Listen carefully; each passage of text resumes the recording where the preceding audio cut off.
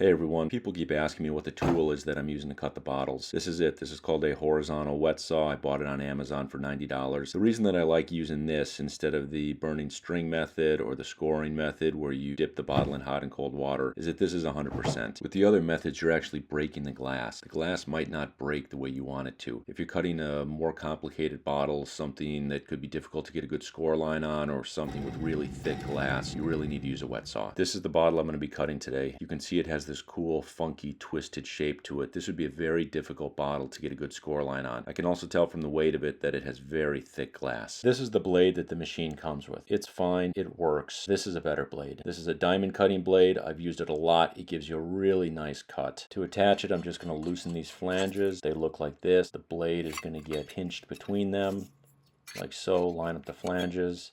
Flip it over, and then it just gets screwed into the machine, just like this, nice and simple. This is called a pin spanner wrench. It comes with one of these. Crank it down nice and tight. This is where I want the top of the glass to be, which means I actually have to cut it a little higher because there are going to be chips, and when I sand those down, it's going to drop the height of the glass. To adjust the height, I'm going to use this hand crank. I can put it at any height I want. For this bottle, I want it right there, right at the base of the letters. Tighten down the hand crank. This collar is just for redundancy. This is if the hand crank fails, the blade's not going to drop onto your hand. Tighten it with an Allen wrench, just like that. Now I'm going to start a siphon. And the reason I'm going to do this is to keep the glass nice and cool. I'm going to go from this bucket of water down into this drip tube, which is going to drip water onto the blade, which will prevent the glass from getting too hot. To start the siphon, submerge the tube in water, leave one end in the water, block the other end, and nothing happens. Okay, let's try that again. Back in the water, leave one end in, block the other end, and there we go. Okay.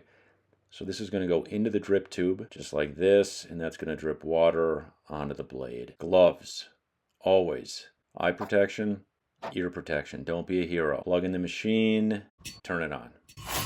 So now what I'm going to do is move the bottle against the blade. And I'm not jamming it against it. I'm not forcing it. I'm just gently pressing the bottle into the blade, letting the blade do the work. And I'm going to go all the way around the bottle, do a nice line. And I'll speed this up a little bit. Once I have my initial line all the way around, then I'm going to go deeper. Cut all the way through the bottle.